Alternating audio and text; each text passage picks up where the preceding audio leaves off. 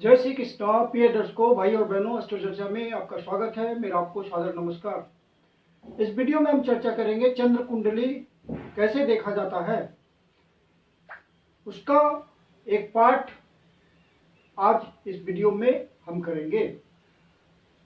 चंद्र कुंडली का मतलब होता है चंद्रमा जिस भाव में विराजमान होता है आपकी कुंडली में, उस भाव को लग्न मानते हुए अर्थात प्रथम भाव मानते हुए आप अपनी कुंडली देखें।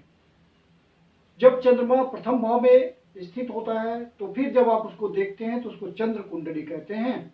जैसे ये प्रथम भाव है तो आप अपनी लग्न कुंडली को, यदि आपके पास चंद्र कुंडली लिखा हुआ ना हो तो चंद्र कुंडली के लिए आपको चंद्रमा को प्रथम भाव मानते हुए, चंद्रमा जिस भाव में स्थित है उसको प्रथम भाव मानते हुए फिर आपको कुंडली रोटेट करनी पड़ेगी उसी हिसाब से, और फिर जो आप कुंडली देख रहे होंगे वो चंद्र कुंडली देख रहे होंगे।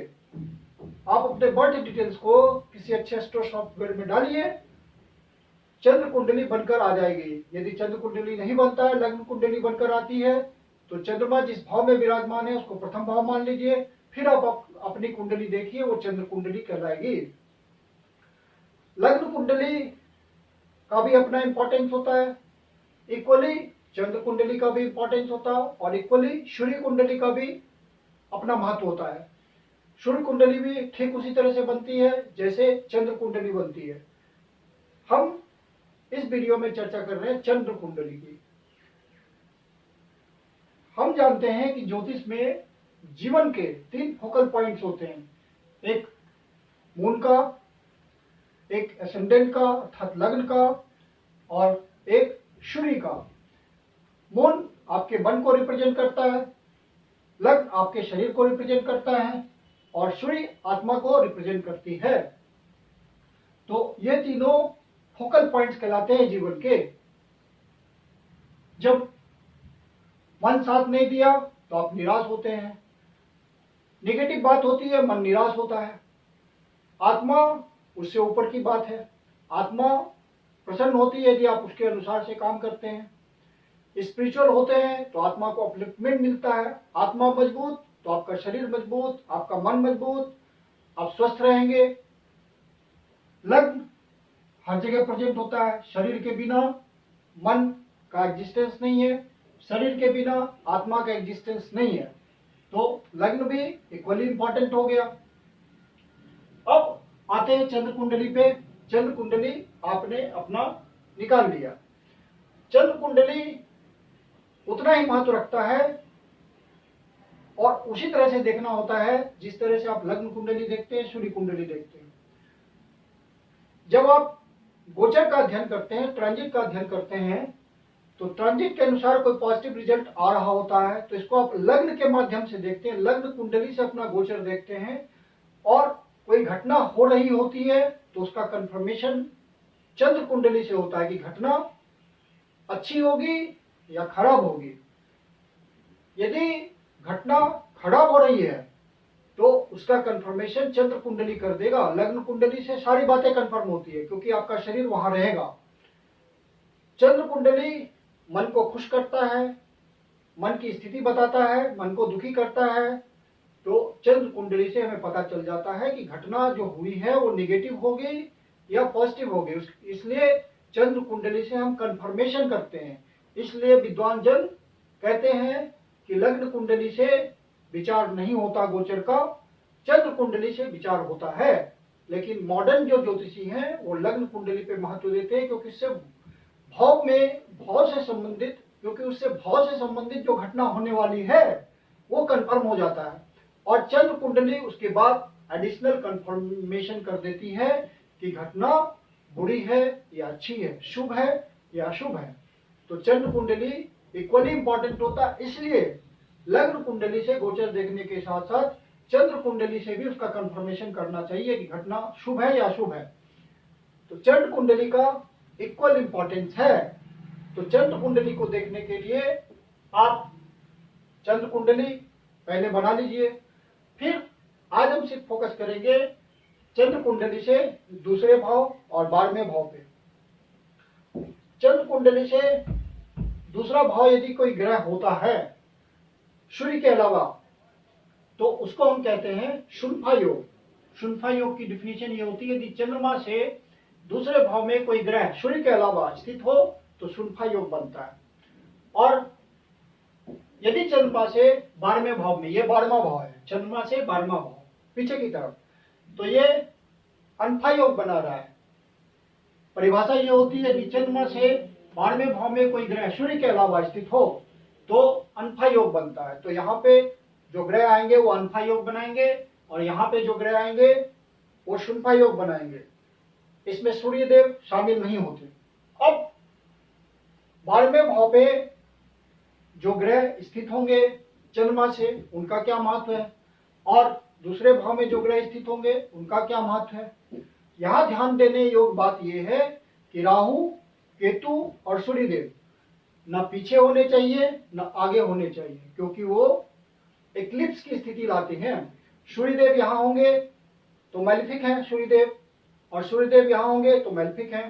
तो ये डार्क मून की स्थिति हो जाएगी, तो वहां पे मन की स्थिति कमजोर होगी, मन सबल नहीं रहेगा, क्योंकि चंद्रमा मजबूत नहीं है। सूर्य अपनी रोशनी से उसको ढक देता है, तो डार्क मून वाली स्थिति आ जाती है। राहु और केतु तो चंद्रमा को डस ही लेते हैं, ग्रहण करते हैं। तो इन 3 ग्रहों का यहाँ नहीं होना ही अच्छा है। अब 12वें भाव में जो ग्रह स्थित होते हैं वो क्या करते हैं, मून को सपोर्ट करते हैं, आपके मन को सपोर्ट करते हैं, सपोर्टिंग मटेरियल देते हैं, जिससे आपका मन स्थिर रहता है और सपोर्ट मिल रहा है चूंकि, तो आप आगे बढ़ जाते हैं, अपने पथ पर आगे बढ़ने में ये मदद करते हैं। और दूसरे भाव में जो ग्रह स्थित होते हैं वो रिसोर्सेज देते हैं आपके मन को। आपके मन के लिए, चूंकि दूसरा भाव धन भाव भी होता है, तो रिसोर्स का मतलब धन भाव से भी है कि आपके लिए रिसोर्सेज मतलब धन की व्यवस्था करते हैं। अब जैसे यहाँ शुक्रदेव स्थित है, तो शुक्रदेव बेनिफिक ग्रह हैं, तो आपके लिए अपना जो भी सिग्निफिकेशन है उससे आपके लिए सपोर्ट करेंगे। जैसे यहाँ गुरुदेव स्थित हो जाए बृहस्पति, तो आपको गुरुजनों से सपोर्ट मिलेगा, आपको अपने टीचर से सपोर्ट मिलेगा। तो यहाँ पे गुरुदेव इस तरह से आपकी सपोर्ट करेंगे, जुपिटर। यदि यहाँ पे मार्स स्थित हो जाए, तो मार्स आपके भाई, छोटे भाइयों का सिग्निफिकेटर है, तो यहाँ आपको भाई से सपोर्ट मिलेगा, आपकी मदद के लिए तत्पर रहेंगे, खड़े रहेंगे। जब आपको जरूरत पड़ेगी भाई आपकी मदद के लिए तैयार है। यहाँ यदि बुध देव स्थित हैं, तो आपको सपोर्ट मिलेगा यंगस्टर्स से, मैटरनल साइड से, वो आपकी मदद के लिए तत्पर रहेंगे। यदि यहाँ शनिदेव विराजमान हो, तो ये है मैलेफिक प्लैनेट, फिर भी आपको सपोर्ट करेंगे व्यवधान के साथ। आपको सपोर्ट मिलेगी समाज के निचले तबके से, लेबर क्लास से आपको सपोर्ट मिलेगी। छोटे अहदे पे जो लोग हैं, समाज के जो कॉमन पीपल हैं, उनसे आपको मदद मिलेगी, वो आपकी मदद के लिए तत्पर रहेंगे। आपको अपने सबॉर्डिनेट से सपोर्ट मिलेगी, आपको अपने सर्वेंट से सपोर्ट मिलेगी, क्योंकि शनिदेव इन सब बातों के कारक हैं। तो अनफा योग आपको सपोर्ट मटेरियल देता है, जिंदगी में आगे बढ़ाने के लिए जो आपको सपोर्ट चाहिए, वो सपोर्ट मानसिक रूप से आपको मिलती है। और दूसरे भाव में जो ग्रह हैं वो आपको रिसोर्सेज प्रोड्यूस करते हैं, आपके लिए धन की व्यवस्था करते हैं, प्रोफेशनल एसोसिएशन करते हैं, आपको जीवन में आगे बढ़ने के लिए, आपके करियर को आगे बढ़ाने के लिए रिसोर्सेज, जो भी साधन जुटाने होते हैं, यहाँ बैठे ग्रह आपको जुटा करके देते हैं। जैसे यहाँ मंगल देव विराजमान हो, तो मंगल देव मैलेफिक प्लैनेट है, लेकिन आपको रिसोर्सेज देंगे, वो धन की व्यवस्था करेंगे आपके लिए, भाइयों से आपको धन मिलेगा, एनर्जी आपको मिलेगी धन कमाने के लिए, जिससे आप क्विक धन कमा सकें। तो मंगल देव इस तरह से मदद करते हैं यहाँ। शनिदेव होंगे तो आपको कर्म क्षेत्र में मदद करने वाले लोग खड़े होंगे, पैसे देने के लिए धन से आपको मदद करेंगे कि आप आगे बढ़ जाएं। जैसे कोई व्यक्ति, आप बहुत परेशान है, कोई व्यक्ति आगे आके खड़ा हो गया, हालांकि उसकी हैसियत नहीं है, समाज के निचले तबके से बिलोंग करता है, लेकिन उसके पास आपको देने के लिए, सेवा करने के लिए व्यवस्था है। जिस भी प्रकार से व्यवस्था है वो आपको रिसोर्सेज प्रोवाइड कर देगा, जिस तरह की उसकी हैसियत है। तो यहाँ आपका मन मजबूत हो गया, आगे बढ़ने के लिए संसाधन जुट गया और आप आगे बढ़ जाएंगे। तो इस तरह से यहाँ पे ग्रह मदद करते हैं। वीनस यदि यहाँ विद्यमान है, शुक्र, तो आपको स्त्री पक्ष से, अपनी पत्नी से, समाज के लेडीज से आपको मदद मिलेगी और आप अपने पद पर आगे बढ़ जाएंगे। रिसोर्सेज की कमी आपको डिस्टर्ब नहीं करेगी, बाधा आपको डिस्टर्ब नहीं करेगी। यदि यहाँ पे गुरुदेव हो, जुपिटर विराजमान हो, तो गुरुओं से आपको मदद मिलेगी, अपने टीचरों से आपको मदद मिलेगी और आप अपने विजडम का प्रयोग बहुत अच्छी तरह करेंगे और साथ में आपके पास एक्सेलेंट नॉलेज होगी शास्त्रों की, उनसे आप रिसोर्सेज जनरेट करेंगे, धर्म की व्याख्या करके आप रिसोर्सेज जनरेट करेंगे, उसका एक्सेलेंट नॉलेज होगा आपके पास। सेकेंड और 12th में मैलेफिक प्लैनेट्स भी मदद करते हैं, लेकिन व्यवधान के साथ। यदि राहु केतु इधर होंगे तो व्यवधान तो देंगे, लेकिन आपको मदद भी करेंगे। यहाँ होंगे तो सपोर्ट करेंगे व्यवधान के साथ, यहाँ होंगे तो रिसोर्सेज देंगे व्यवधान के साथ, लेकिन मदद आती है। तो बहुत सिंपल सा नियम है, आप जब चंद्र कुंडली खोलते हैं तो देखिए बाढ़ में वहां पे कौन से ग्रह हैं, उसके सिग्निफिकेशंस के बारे में सोचिए। सिग्निफिकेशंस में आपको बहुत मजबूत होना चाहिए, सिग्निफिकेशंस के बिना ज्योतिष नहीं चलता। तो सिग्निफिकेशन यहाँ देखिए, कौन कौन से मटेरियल से कौन कौन से ग्रह क्या अपने किस माध्यम से आपको मदद कर सकते हैं, सपोर्ट मटेरियल दे सकते हैं, और यहाँ देखिए किस तरह से रिसोर्सेज दे सकते हैं रेस्पेक्टिव ग्रह। तो आपको रिजल्ट मिलेगा और कुंडली को एनालाइज करने में आसानी होगी। इसके अलावा यदि यहाँ कोई ग्रह ना हो तो वो एक अगली स्थिति बनती है, उसमें सिर्फ बुक की बात नहीं होती कि सिर्फ यहाँ और यहाँ ग्रह नहीं हो तो केम द्रुम योग होगा, उसके लिए और भी स्थिति बनती है। उसकी रिमेडी भी अगले वीडियो में बताऊंगा।